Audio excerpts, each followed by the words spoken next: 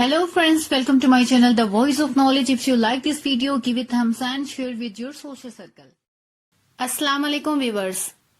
बसंत कुमार ने हट्टी को ताला लगाया और बाजरे से भरा थैला उठाकर गांव के बाजार में लगे आम के दरख्त की जानिब रवाना हुआ। इसके हर एक कदम के साथ चिड़ियों के चंबा खेतों की तरफ से उड़ता हुआ बाजार की फिजाओं में दाखिल हुआ। जो ही बसंत कुमार ने दरख्त पर चढ़ना शुरू किया, सारे गांव की चिड़ियां दरख्त पर आ बैठीं। कुछ बेसब्र चिड़ियां उसके सर और कंधों पर फुदकने लगीं। जैसे जैसे वो दरख्त पर चढ़ता गया, वैसे वैसे वो चिड़ियों से ढकता गया। सड़क से गुजरते लोग ये साकित नजारा देख रहे थे। बसंत कुमार चिड़ियों से बातें करता, इन्हें खुद से दूर रहने, सब्र करने को कहते हुए दरख्त पर झूलती खजूर के पत्तों से बनी टोकरी तक जा पहुंचा। फिर इसने कंधे से लटके थैले से बाजरा इस टोकरी में उंडेल दिया। एक शोर बरपा हुआ, चिड़ियां टोकरी पर टूट पड़ी और बसंत कुमार के सर, बाजू और कंधे इनकी गिरफ्त से आजाद हो गए।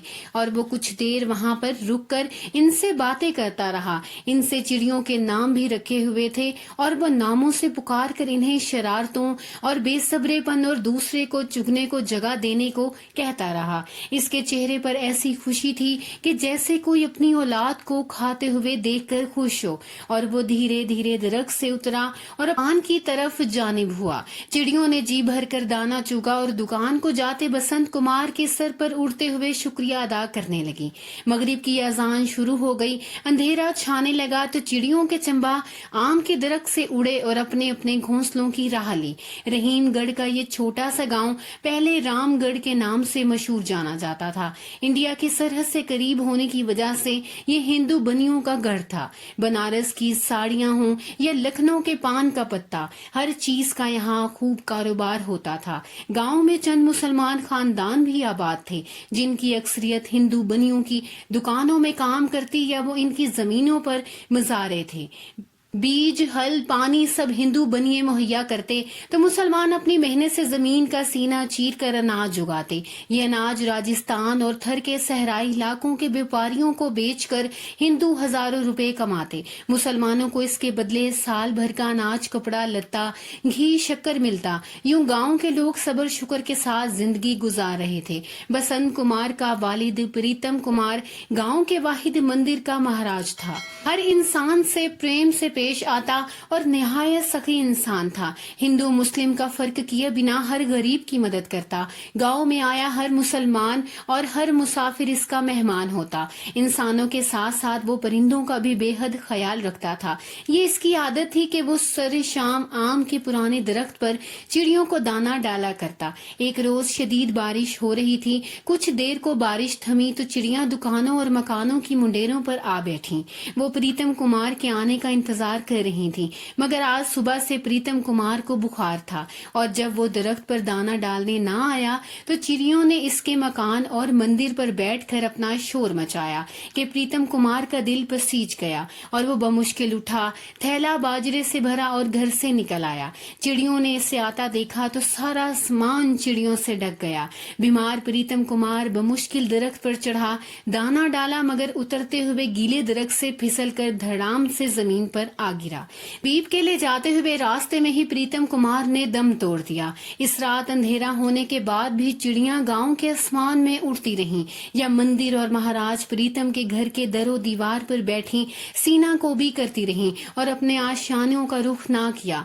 महाराज का क्रियाक्रम करते ही शाम को इसके छोटे बेटे बसंत कुमार ने अनाज का थैला उठाया और दरख्त पर जा चढ़ा। इस वक्त इसकी उम्र कोई 10 साल रही होगी। जब चंद दिनों बाद पाकिस्तान और हिंदुस्तान दो अलग अलग मुल्क बन गए और रामगढ़ का ये छोटा सा गांव पाकिस्तान के हिस्से में आने से रहीमगढ़ बन गया। इस रात मंदिर में तमाम हिंदुओं का इजलास बुलवाया गया और ऐसे मुबाहसे के बाद अमीर हिंदू बनियों ने गांव से सिर्फ चंद किलोमीटर दूर इंडिया की सरहद के इस बार नया रामगढ़ बनाने का मशवरा दिया। इंडियन पंजाब से लुटे पुटे मुसलमान सरहद पार करके इस तरफ आ रहे थे कि इन पर हिंदुओं اور سکھوں کی جانب سے روا رکھا جانے والا سلوک اور دیکھ کر مسلمانوں کی آنکھوں میں خون اترا ہوا تھا۔ دانش مند ہندوؤں نے بدلتے حالات دیکھتے ہوئے راتوں رات اپنے کاروبار سمیٹے، گھروں کے کواڑوں سے لپٹ کر انہیں الوداع کہہ دیا اور صبح صادق ہونے سے پہلے سرحد پار کر گئے تھے۔ حکومت نے ان کے گھر مہاجر مسلمانوں کو الاٹ کرنے کا عندیہ دیا تو مہاجر مسلمان اپنی اپنی پسند کے مکانوں پر قبضہ کرنے کو ہر گھر میں گھس کر جائزہ لے رہے تھے۔ جب ہی سارے گاؤں میں شور مچ گیا کہ بسنت کمار انڈیا نہیں گیا، بسنت کمار انڈیا نہیں گیا۔ لوگوں نے 10 سالہ بسنت کمار کو اس کے گھر سے نکالا اور گھیر کر بازار میں لے آئے۔ آم کے پیڑ کے قریب ایک مجمع لگ گیا۔ مہاجر مسلمان ہاتھوں میں تلواریں لیے اس کی گردن اڑانے کو بے چین ہو رہے تھے۔ گاؤں کے بزرگ نوجوانوں کو ان کے ناپاک ارادوں سے روک رہے تھے۔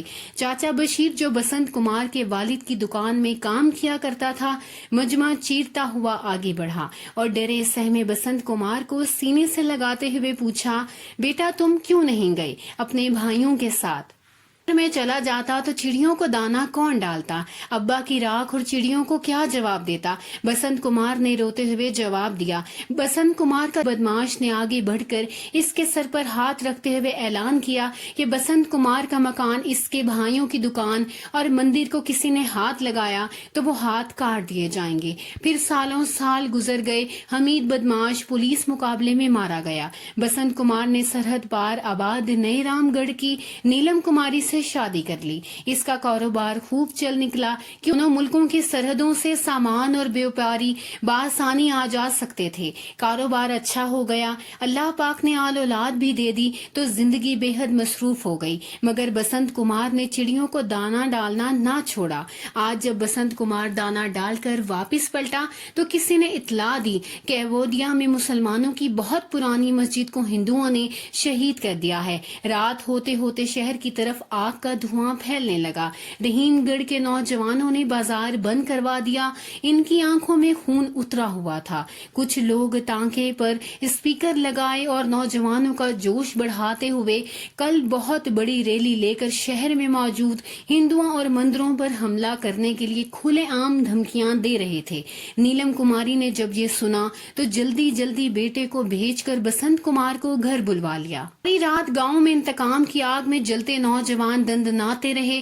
نیلم کماری نے بسنت کمار اور اپنے بچوں کو باہر نہ نکلنے دیا۔ صبح کی نماز کے بعد نوجوانوں کی ٹولیاں شہر جانے کو تیار ہوئیں تو کسی شہر پسند نے مندر پر پتھر اچھالا۔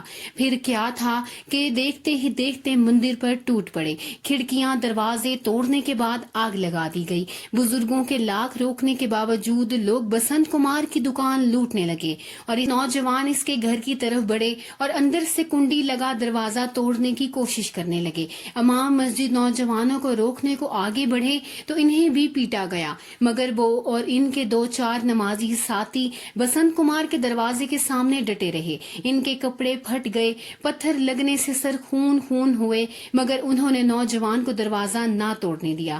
کسی نے مجمع کو وقت ضائع نہ کرنے کا کہتے ہوئے جلدی جلدی شہر چلنے کا کہا، کیونکہ وہاں بہت سی دکانیں اور ہندوؤں کے گھر اس کی تسکین کو موجود تھے۔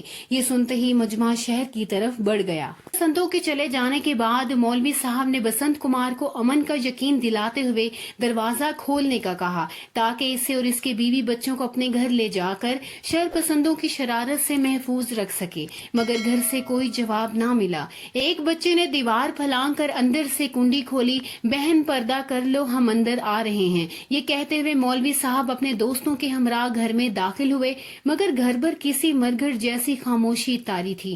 ہر کمرہ دیکھ مارا مگر بسنت کمار نہ ملا اور نہ اس کے گھر کا کوئی دوسرا فرد۔ خدا جانے کہاں چلے گئے۔ مولوی صاحب نے پریشانی سے سرگوشی کی، کھیتوں میں یا کسی دوست کے گھر پناہ لے لی ہوگی۔ ساتھ والے شخص نے جواب دیا۔ مجمع نعرہ لگاتا شہر کو بڑھ رہا تھا۔ مولوی صاحب نے عصر کی اذان دی۔ کچھ ہی دیر کے بعد گاؤں کی چڑیوں کے غول آم کے درخت پر منڈلانے لگے۔ ہر دیوار، ہر چھت، ہر چڑیاں बेसब्री से बसंत कुमार का इंतजार कर रही थीं। इनकी बेचैनी बढ़ती जा रही थी। वो गांव के कोने से दूसरे कोने तक उड़ रही थीं, जैसे बसंत कुमार को ढूंढ रही हूँ। मौलवी साहब नमाज पढ़ाकर मस्जिद से निकले और शहर पर उड़ती चिड़ियों की परेशानी देखकर आम के दरख्त की तरफ चले आए कि लाजमन बसंत कुमार दाना डालने आता ही होगा। 50-55 साल से कोई बीमारी, गमी या खुशी एक दिन इसने नागा ना करवा सकी थी, तो वो कहीं भी छुपा हुआ हो दाना डालने जरूर आएगा। चिड़ियां मंदिर की दीवारों पर बैन कर रही थीं। चिड़ियों को शोर सुनकर सब गांव वाले भी दरख्त के करीब जमा हो गए थे। मौलवी साहब जूं आम के पेड़ के करीब पहुंचते तो एक लड़का इनकी तरफ बढ़ा और हाथ में थामा रुक्का इनकी तरफ बढ़ाते हुए बोला, मैं बसंत कुमार के बेटे का दोस्त हूँ। वो कल रात मुझे ये रुक्का आपके लिए दे गया था। मैं बहुत शर्मिंदा हूँ मौलवी साहब, बात अगर मेरी जिंदगी की होती तो कभी यूं चिड़ियों को छोड़कर ना जाता। मेरी जवान बेटी है नीलम कुमारी ने मेरे पैर पकड़कर मुझे रातों रात सरहद पार करके रामगढ़ चलने को राजी किया है। मुझे माफ करना। मौलवी साहब ने बावाज बुलंद रुका पढ़ा। एकदम सारे गांव की चिड़ियां उड़ी और गांव पर एक दो चक्कर लगाए। आसमान से बैन करने की आवाजें आ रही थीं, जैसे तकसीम के वक्त जाते हिंदू अपने घरों के कवाड़ थामे बैन कर रहे थे। ऐसा लगता था कि जैसे चिड़ियां इन दरख्तों और खेतों से रुखसत मांग रही हों। फिर अचानक चिड़ियों के गोल सरहद के पार बसे रामगढ़ गांव की तरफ उड़ते चले गए।